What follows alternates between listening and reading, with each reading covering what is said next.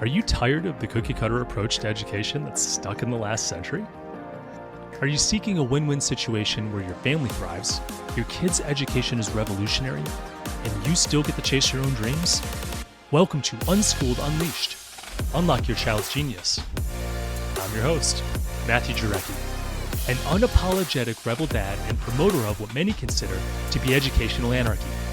You know the world isn't going to be won by those that just toe the line. It's the innovators, the visionaries, and the resilient spirits that are going to thrive. Our mission here is to forge those world changers within our very homes with less stress, energy, and time. Unschooled Unleashed starts now. Welcome back to another fantastic episode of Unschooled Unleashed. I'm your host, Matthew Jarecki, and today we're going to talk about how to prepare your kids for the future workforce, especially in an AI-driven world.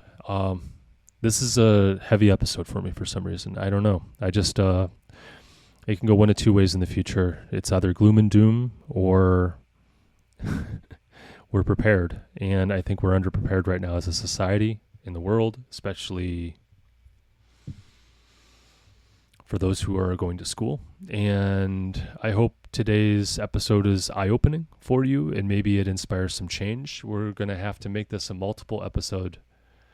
We're going to have to make this this episode a series of episodes because I'm just not able to make it through everything today. But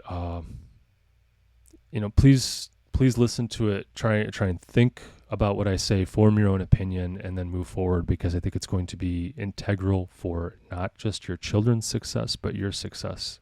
Really think about this, guys. Doing my best to make great points. Reach out for questions. I'd like to create some dialogue around this because I really see the world changing over the next couple years. And I think that it's going to be very important for you and your family to be prepared because there will be those who are prepared and those who aren't, and it's going to just change overnight. And I pray you are one of the ones who are prepared. So with that, let's dive in. Today, we're talking about how to prepare kids for the future of work. In particular, I'm going to focus on how to prepare for the future of work in an increasingly AI-driven world. This is difficult because I think that looking off into the future is way less predictable. We can't see into the future because it's so unpredictable. We used to be able to make predictions about technology 10, 20 years in the future. And we could have a certain degree of confidence with how it would look. But in 2024, that's not the case. We're having a difficult time predicting more than a year or two out. And even that's becoming more difficult. And I think it's going to even be more difficult. Things that would happen in the next 5 years are happening this year. Crazy. Technology is moving faster than we've ever seen it. And I think that's important when looking at our children's education. And in particular, it's close to me because I have a background in technology. And I've been thinking about this time we're going through right now for decades. And I've always been fascinated by the prospect of creating another entity that we don't quite understand, that we don't have the full capability of understanding. And that's what we're seeing today. Things called emergent properties that happen with AI are mind-blowing. If you're not familiar with emergent properties, it's literally when artificial intelligence is able to do something that we did not ask it to do, and we don't understand why it did it or how it did it. It just happened. If we want, this is as far as I know, this is the first time anything like this has ever happened. This is the magic of AI. We are seeing things happen. We just build a program, and it's able to decide what it wants to learn And we don't know how it does it. It's magic. We literally created magic. So with that being said, I expect that this only accelerates, because once it is able to create itself, which we're working on currently, and I say we as the human race, it's only going to pick up steam. We're at the very beginning of the curve where it's just starting to accelerate to the top. We've been working diligently over the past couple decades, trying to build something like this, not knowing where it would go, how to do it, but eventually it would come, and we knew it. Here it is. And it's going to dominate the world,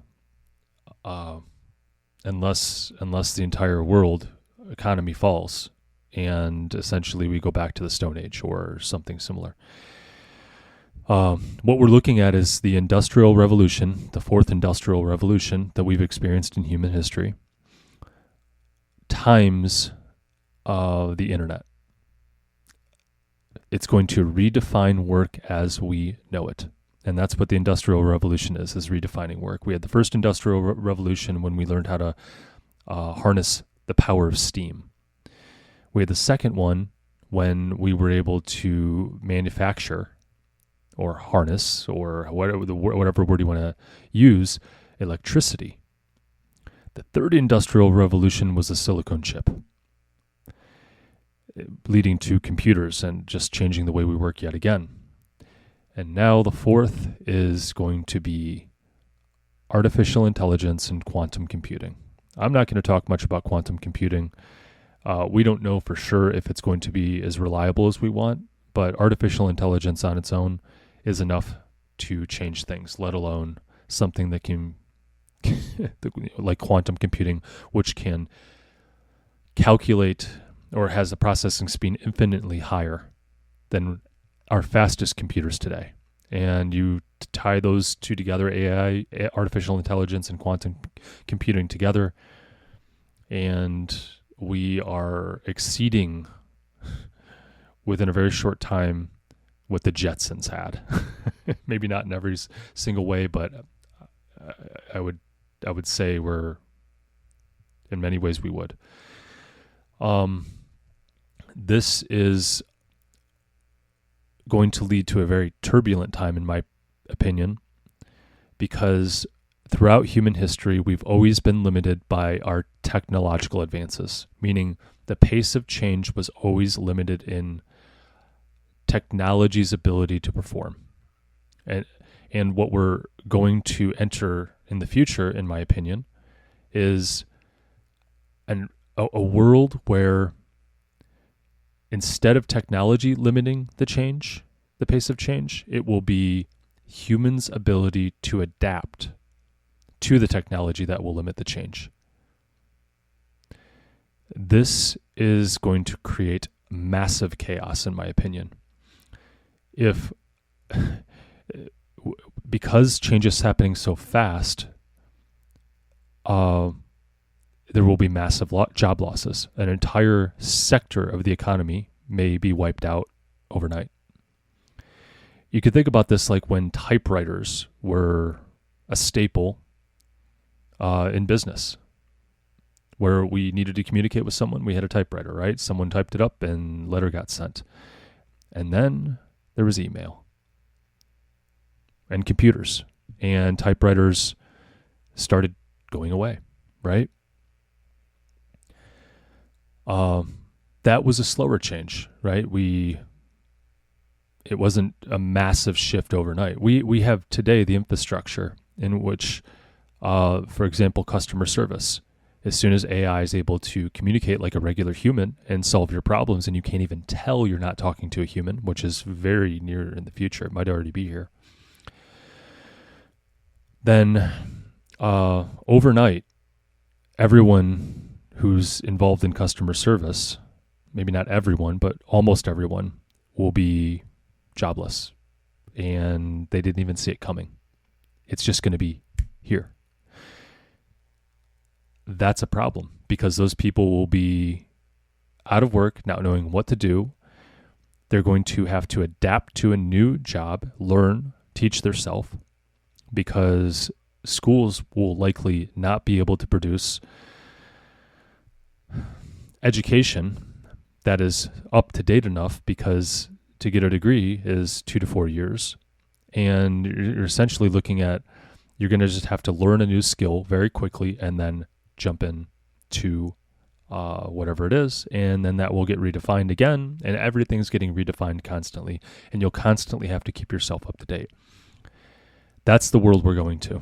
In addition, we're also going to see, at least if the projections hold true, the majority of the U.S. workforce will be either 1099 contractors, or you can call them freelancers, and entrepreneurs. The majority of the economy, the majority of the people, I should say, involved in the U.S. economy will be self-driven people. They have to be. And if they're not, they will suffer. Meaning, if you don't wake up and do something productive with your day, then you will not get a paycheck. And you have to have the ability to adapt to change and teach yourself. This is going to be a massive shift which we're not ready for as a world.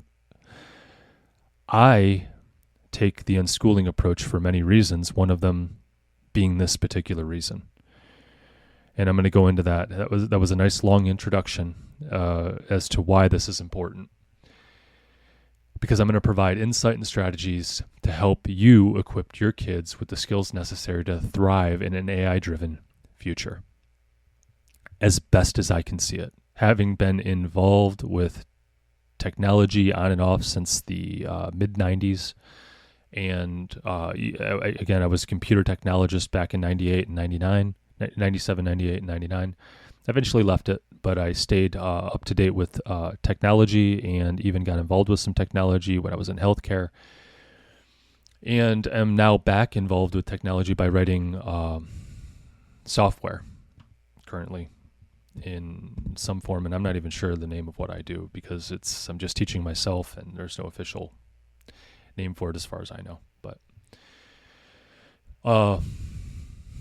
so I think I'm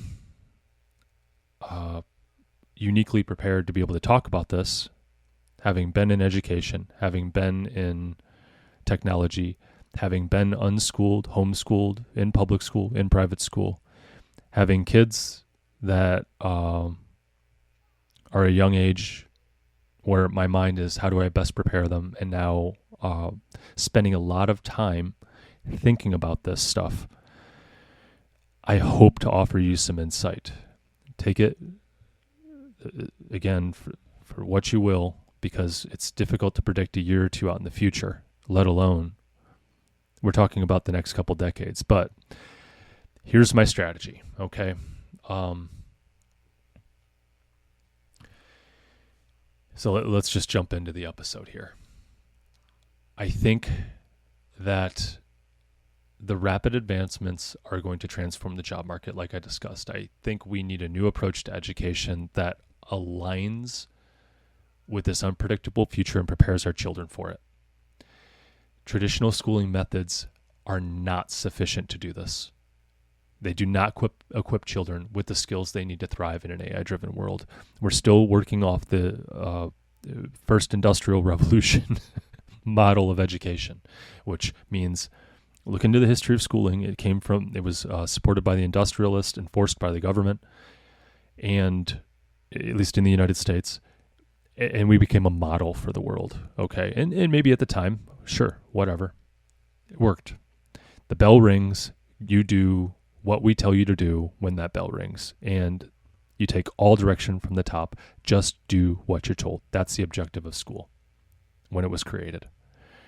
And then the sub-objectives were actually have an education, but, that's questionable. Amongst other things, right? Prepare them for adulthood, all these things that are somewhat false promises. And I think we need a solution to that. I think we need a solution for this rapidly changing world. I do not think the industrial model of schooling will work. I think we need to stress the importance of adaptability, creativity, and intrinsic motivation, which I think is self-directed learning, meaning you need to be able to be motivated enough to get off your butt and go out there and do something because your future depends on it. So let's jump into the first thing. We need to nurture creativity. So this is the actual strategy of this episode. We need to nurture creativity in our children. And what do schools do? Well, they don't do that. They just say, be here when you are told to be here. When the bell rings, do what we tell you. Performance is graded off subservience. If you did what I told you to do, you will get a good grade. You memorize this, you learn this, you show up here, do this, and you will get a good grade. Even if you have learned it, it does not matter. If you do not do it the way we told you to, you will not get a good grade. And that will end up on your quote unquote permanent record or whatever. I don't know if they still say that. Either way, this does not create collaboration, nor does it foster creativity. In fact, I think it inhibits creativity because you do not train problem solvers, thinkers. It does not do any of that. There are exceptions, but it is not the standard. I think creativity is crucial because it is the one thing that I can point to that is still uniquely human. And as far as I can see, it's going to maintain that at least for the foreseeable future. It's questionable whether, if we are actually able to get to a point, which maybe at the end of the decade, where there is more creativity produced by a machine than us, then I don't even know what to say. But as far as I can see, creativity is going to be one of the things your child needs to thrive in the future. And by the way, if you're around my age, in your 40s, you will need this too. It is a human trait that has expanded our world, that created the world we live in. And look around, it's a miracle. You take someone from 300 years ago and you put them in today's world, and they would just be blown away. You take someone from 100 years ago, 50 years ago, they would be blown away. 20 years ago would be blown away. I think that humans' ability to solve problems, I think that's what we're good at. We're a curious creature that problem solves and uses our creativity to problem solve. I think we need to build that. When interacting with artificial intelligence, this is what will essentially make AI perform better. We make connections in our head. We can envision a future that doesn't yet exist, and then we use AI to be able to amplify it. So AI is going to be an amplifier of us as far as I can see. We can make AI can make connections between existing data, but it does not create new things at this point.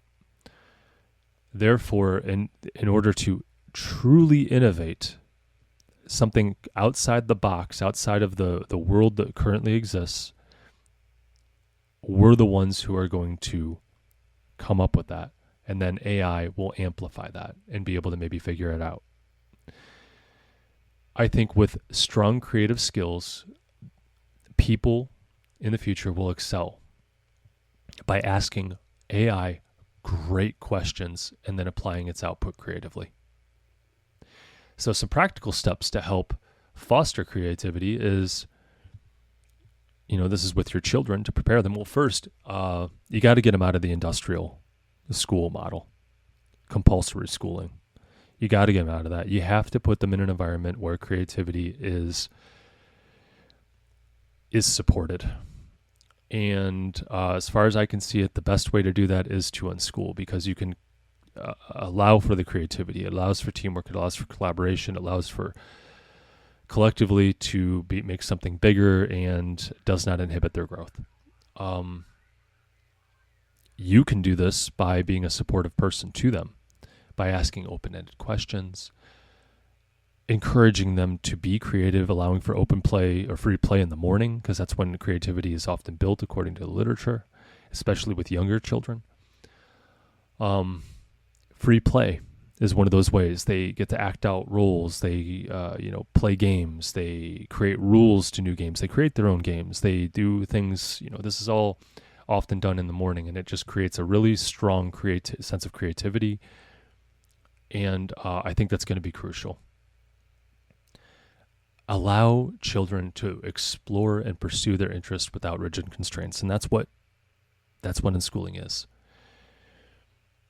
I remember when I was unschooled, for the year I was unschooled, and I got out if you remember those big VHS cameras, for those of you who are my age, I'm 43 years old. We had these big VHS cameras you actually had to rest on your shoulder, and you put a VHS tape in it, and then you recorded. Well, we made movies when I was a kid.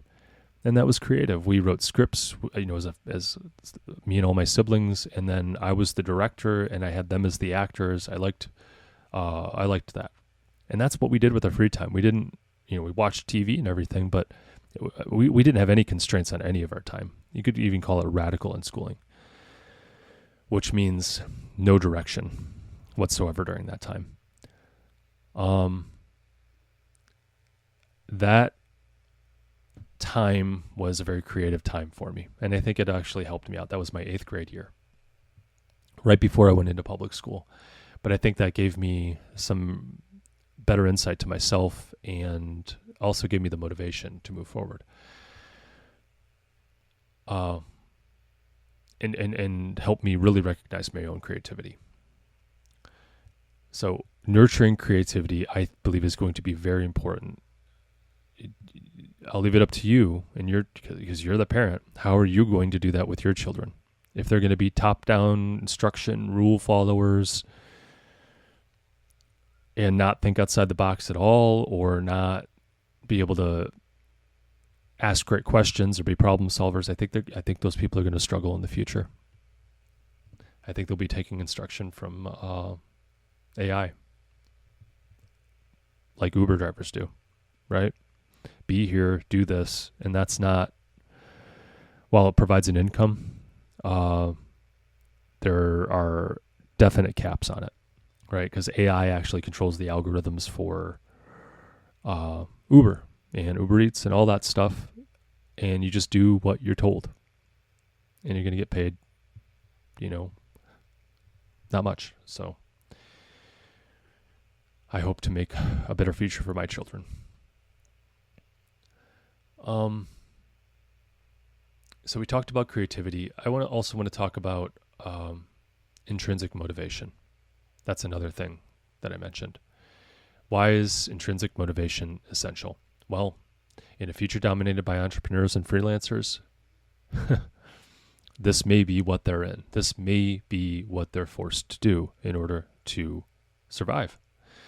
Unschooling naturally develops intrinsic motivation by allowing children to pursue their interests. Therefore, they're chasing their they're chasing their curiosity. And when they chase their curiosity, there is that motivation. That's the whole premise of unschooling. Self-directed learning. They're pursuing their own interests. Helping children understand themselves and their motivations by encouraging the self-reflection and goal setting is that intrinsic motivation. And if you have a passion for what you do, you're going to be motivated. Create a supportive environment for your kids where they feel safe to explore and safe to take risks. Because I think when you're a freelancer or when you're an entrepreneur, you're going to have to be, to a certain degree, comfortable with failing. And that's what risk is. If you're playing the game safe, you're going to be, that Uber driver. Nothing against them. I've done it myself. It's a nice bridge, but it is not a future that you can rely on. In addition, here, and this is more of the practical application, when you encourage that risk taking, and then they actually get to the other end, especially when it was a difficult and bumpy road, celebrate. Teach them how to celebrate. In fact, teach them how to celebrate even when they fail, because that's one step closer to success. Progress, no matter how small, even if it's I learned something from this failure, should be celebrated. You're going to have to frame the world in the light of that there's inherently risk in the world. Even that, in 2024, we still have jobs that are, quote unquote safe, but there's still risk within those. I work at a hospital, which is very, very, very, the medical field is very safe right now.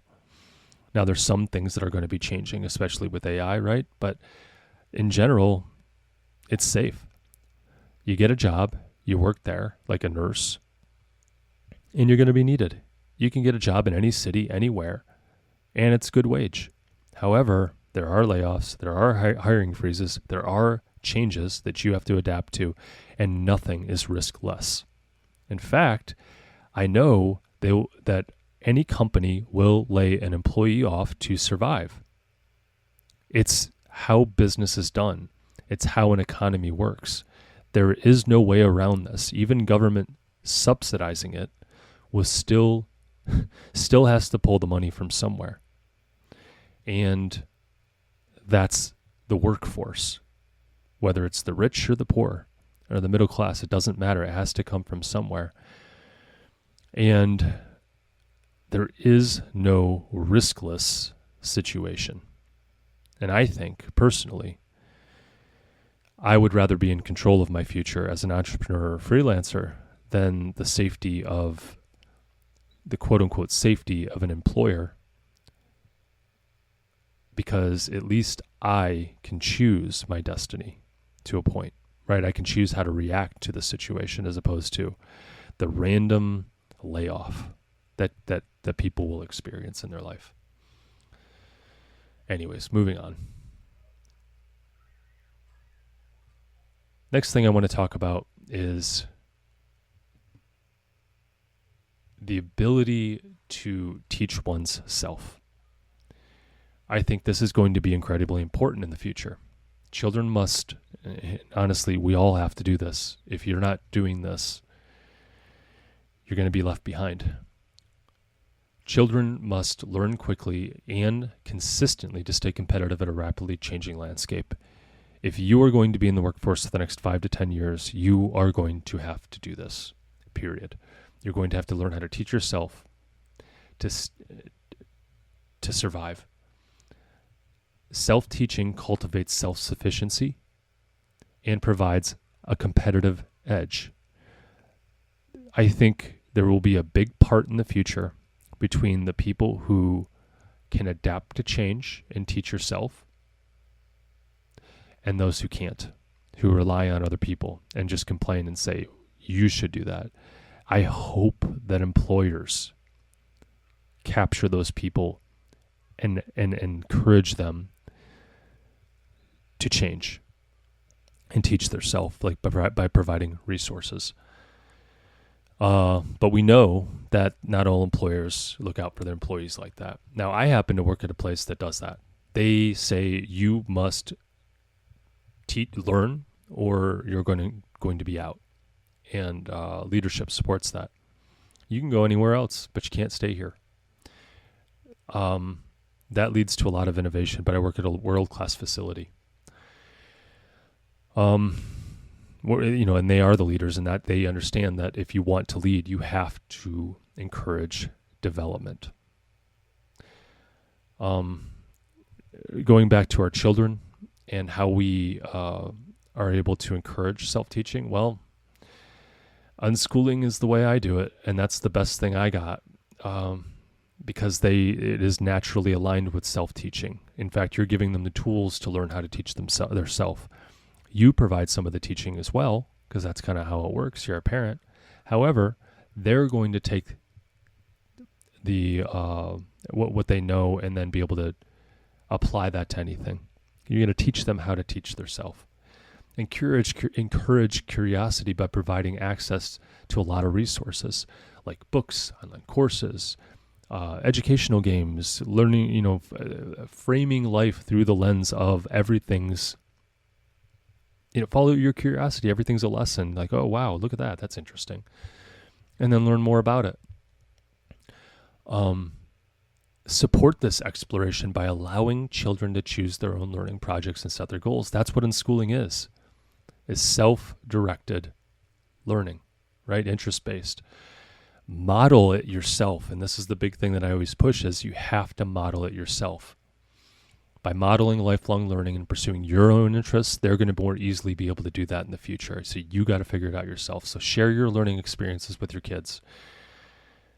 I'm trying to do that right now, right? I've been kind of a corporate guy for a lot of my life, right? I was in the Army, I was in school, I was working in leadership at a hospital, and, now I'm doing my own thing. I still work at the hospital as needed, but my future is entrepreneurial ventures. Boy, oh boy, this is going to be a 2-part series. Because we are coming at the end of this. So I'm going to stop there.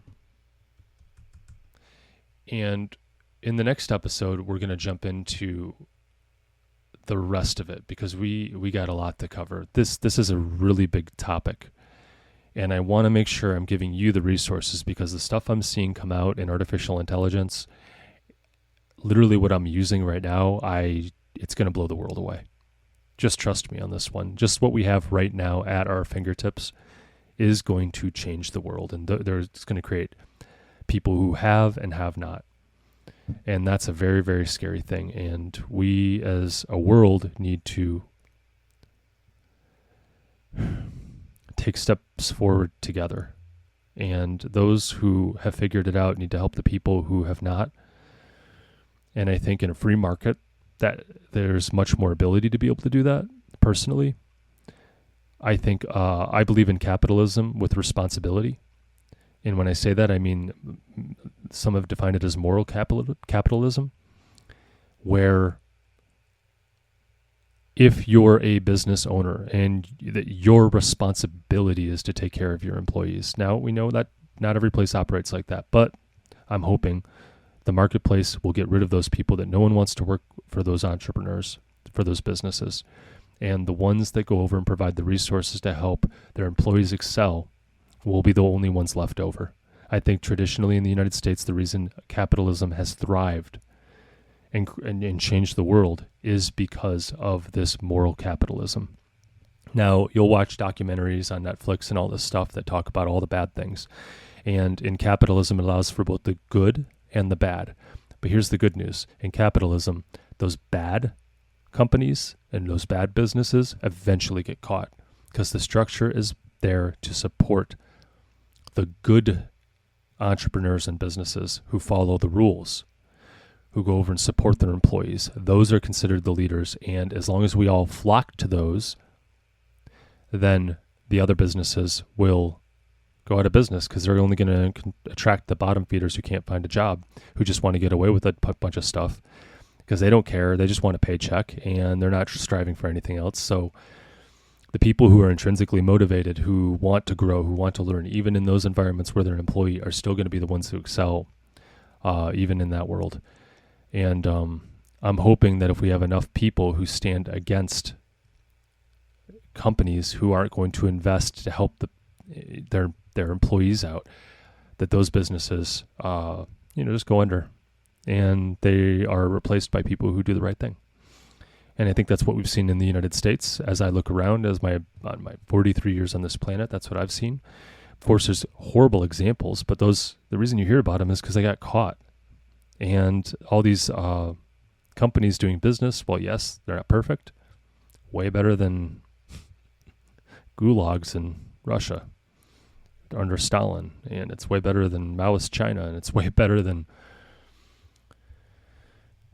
Chavistas running the game in Venezuela. Gosh, the list goes on and on and on and on, and Castro in Cuba, and people risking their lives just to come get a chance at freedom by crossing the Caribbean to get to Florida from Cuba. We really got a good thing going here, guys, in the United States, and we still thrive. But it's showing signs of weakness. And I think we need to pull together and we need to prepare for the future. And one of the ways we can do that right here in my country is prepare kids for the future. That's why this is important. And with that, we'll end today's episode. So stay curious, stay unschooled, and stay away from the algebra nightmares. I'll catch you in the next episode. So here's where we roll up our sleeves and bring out the big guns. If you support our mission, then please leave a review. On Unschooled Unleashed, we are talking about using a radical approach to education in today's world, and the more 5-star reviews we have, the more people will feel comfortable with the ideas, strategies, and principles we discuss. It gives legitimacy to our message, and the podcast's algorithm prioritizes us so we can reach more people. You may even have your 5-star review read on our podcast.